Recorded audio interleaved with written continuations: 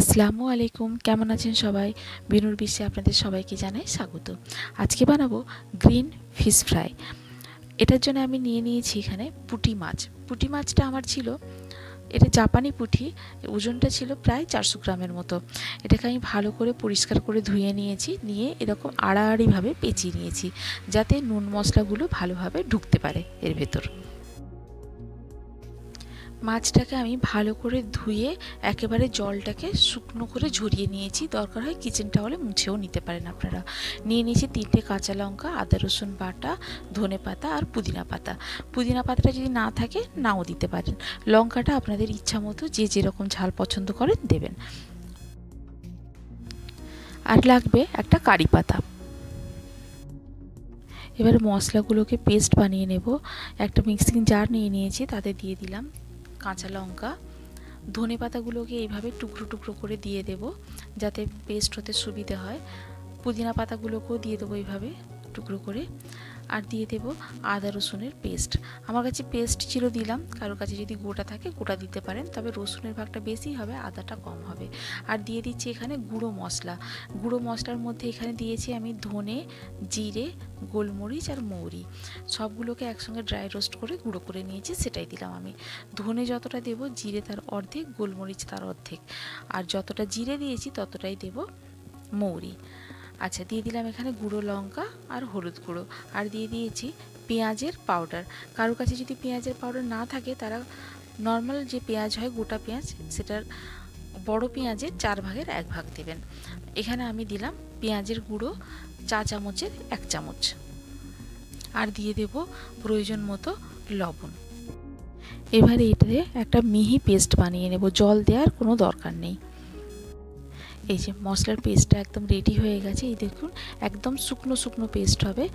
এবারে আমি একটা লেবুর টুকরো নিয়ে মাছে আগে লেবুর রসটাকে মাখিয়ে দেব ভালো করে 2 পিঠে। উল্টে পাল্টে ভালো করে লেবুর রসটা 2 পিঠেই মাখিয়ে দেব। লেবুর রসটাকে ভালো করে ঘষে ঘষে কিন্তু মাখাতে হবে। এই যে দেখুন, ভালো করে ঘষে ঘষে উল্টে পাল্টে মাখিয়ে নেব। এবারে যে পেস্টটা তৈরি করে রেখেছিলাম, সেই পেস্টটাকেও এবারে ঘষে ঘষে এইভাবে মাখাতে হবে, যাতে যে কাটসগুলো লাগিয়েছিলাম তার ভেতরেও যায় মশলা, এবং পেটের ভেতরেও হাতে করে নিয়ে মশলাগুলোকে ঢুকিয়ে দেব।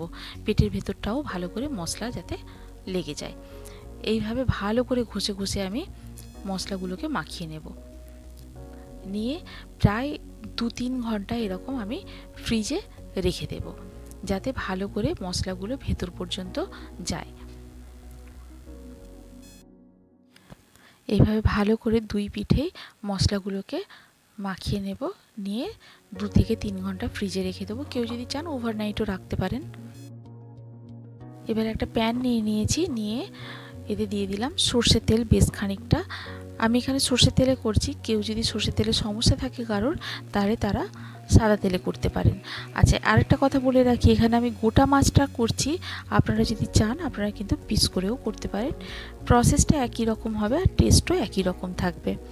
তেলটা এখানে আমি গরম হতে দেব, মোটামুটি একটু গরম হবে তেলটা। আচ্ছা, মাছটাকে ফ্রিজ থেকে বার করে নিয়ে রুম টেম্পারেচারে নিয়ে এসে এবারে মাছের গায়ে যে মশলাগুলো এক্সট্রা লেগেছিলো সেগুলোকে ভালো করে এইভাবে মুছে মুছে আলাদা করতে হবে। কেননা মশলা সমেত যদি আমি তেলের মধ্যে দিই, তাহলে কিন্তু মশলাগুলো আগে পুড়ে যাবে এবং কালো হয়ে যাবে, খেতে তেতো লাগবে। তাই মশলাগুলোকে এরকম করে ভালো করে মুছে নেব। আচ্ছা, মশলাগুলো যে আলাদা করে রেখে দিচ্ছি, এগুলো কিন্তু পরে আবার কাজে লাগবে।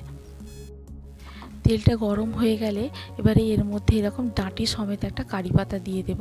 কারি পাতাটা এরকমভাবে একটু ভাজা ভাজা হবে, হলে এর ওপরেই, কারি পাতার ওপরেই মাছটা দিয়ে দেব আমি। এভাবে দুধারে ধরে মাছটাকে আস্তে করে তেলের ওপরে দিয়ে দেবো, কারি পাতার ঠিক ওপরটায়। একটু সাবধানে দেবেন যাতে হাতে তেল ছিটকে না পড়ে। আচ্ছা, এখানে কিন্তু আমি আঁচটা মিডিয়ামে রাখবো, যাতে পুড়ে না যায় মাছটা, এবং সেদ্ধটাও খুব ভালোভাবে হয়। এই যে দেখুন, একটা সাইড হয়ে গেছে ভাজা, এবার আস্তে করে ধরে সাইডটাকে চেঞ্জ করে দেবো, যাতে দুটো সাইডই খুব ভালোভাবে মাছটা ভাজা হতে থাকে। আচ্ছা, এখানে ঢাকনা দেওয়ার কোনো দরকার নেই, একটু টাইম নিয়ে লো ফ্লেমে করলে মাছটা ভালোভাবেই সেদ্ধ হয়ে যাবে। এই যে আরেকটা দিকেও ভাজা হয়ে গেছে, এবারে উল্টে দেবো আমি। এই যে দেখুন খুব সুন্দরভাবে 2 পিঠ ভাজা হয়ে গেছে। ভাজাটা আমাদের একদম রেডি হয়ে গেছে। এবারে এটাকে নামিয়ে নেওয়ার পালা। এই যে দেখুন এইভাবে দুদিকে ধরে আস্তে আস্তে নামাতে হবে যাতে ভেঙে না যায়। মাছটা সেদ্ধ হয়ে গেছে তো ভেঙে যাওয়ার চান্সটা অনেকটাই বেশি এর। এবারে এতটা তেল লাগবে না, তেলটাকে বাটিতে ঢেলে রেখে দেব। এই তেল দিয়ে কিন্তু গরম গরম ভাত মেখে খেতে ভীষণ ভালো লাগে। কারি পাতাগুলো ফেলে দেওয়ার দরকার নেই, কারি পাতা সমেত কিন্তু মাখিয়ে খেতে পারেন ভাত, ভীষণ ভালো লাগে খেতে। এবারে ওই ভাজা তেলই সামান্য পরিমাণে দিয়ে দেব প্যানের মধ্যে। দিয়ে এবারে যে মশলাটা আমি আলাদা করে রেখেছিলাম গা থেকে মুছে মুছে, সেইটাকে এবারে একটু জল দিয়ে একটা পেস্ট বানিয়ে নেব। এই যে দেখুন একটু জল দিয়ে দেবো, অল্প, খুব বেশি জল দেওয়ার দরকার নেই। সামান্য একটু জল দিয়ে ভালো করে গুলে নিয়ে মিক্সিং জারটাও ধোয়া হয়ে যাবে আর জলের মশলার একটা পেস্টও রেডি হয়ে যাবে। দিয়ে এই তেলের মধ্যে ঢেলে দিলাম। এবার এই পেস্টের মধ্যে আর একটু জল দিয়ে দেব। দিয়ে গ্রেভিটা ভালো করে একটু নাড়াচাড়া করে ফুটিয়ে নেব। নেয়ার পরে ফুটে উঠলে এবারে ভাজা মাছটা আস্তে করে এর মধ্যে সাবধানে দিতে হবে যাতে ভেঙে না যায় মাছটা। এই যে দেখুন আস্তে আস্তে করে তুলে মাছটাকে গ্রেভির মধ্যে দিয়ে দেব।